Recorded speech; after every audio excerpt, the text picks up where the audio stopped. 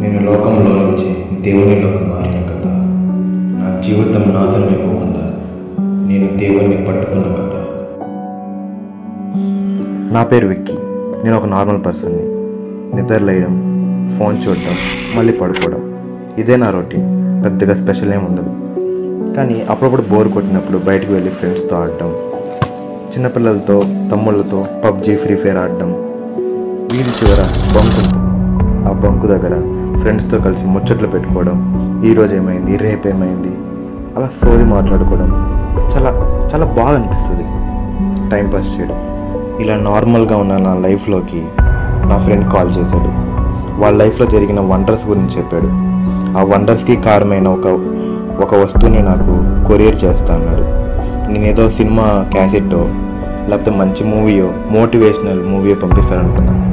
కానీ చూస్తే బైబిల్ పంపించాడు. కానీ బైబిల్ చూసినప్పుడు నాకు చాలా చిరాకేసింది. అబ్బా ఏంటి గోల అనిపించింది.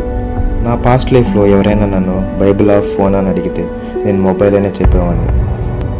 బైబిల్ని ఎంత నెగ్లెక్ట్ చేసినా, దాన్ని ఎంత దాచిపెట్టినా అది ఎలాగోలా నాకు కనిపిస్తూ ఉండేది. సో ఒకరోజు అలా బైబిల్ని వదిలేసి ఫ్రెండ్స్ పిలిచారని లోకం వైపు వెళ్ళాను. వెళ్తూ ఉండగా అమ్మ కాల్ చేసింది. నాన్న, ఇంట్లో ప్రేయర్ ఉంది రా అని చెప్పింది.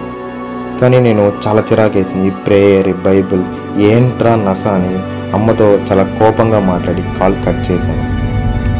అమ్మ కాల్ కట్ చేసి ఫ్రెండ్స్ సిట్టింగ్ చేద్దాం రారా అంటే వెళ్ళాను. ఫుల్గా తాగేసి, ఫుల్గా చిందుగా చాలా ఎంజాయ్ చేసి బాగా తాగేసి ఇంటికి వెళ్తున్నాను.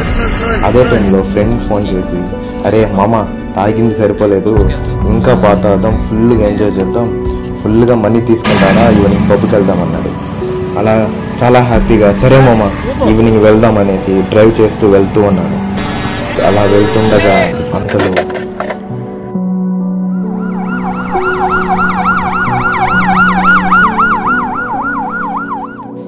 యాక్సిడెంట్ అయ్యి నా చివరి క్షణాలు నా కళ్ళ ముందు ఉన్నాయి.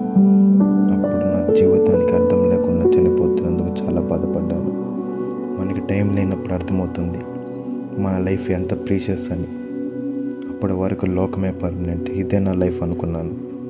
నా సమయం మొత్తం ఈ లోకానికే పెట్టేశాను. ప్రాణం పోతున్నప్పుడు గట్టిగా అరిచి దేవుని వైపు చూసి ప్రార్థన చేసుకున్నాను. దేవా, ప్రభువా, ఒక్క ఛాన్స్ ఇవ్వయ్యా అని. నా దేవుడు నాకు సెకండ్ ఛాన్స్ ఇచ్చాడు. ఎంతోమందికి ఛాన్స్ రాకపోవచ్చు. మళ్ళీ నన్ను లేపాడు, నడిపించాడు. ఒక కీడైన దరి చేరకను తండ్రిగా కాచావ స్తోత్రం.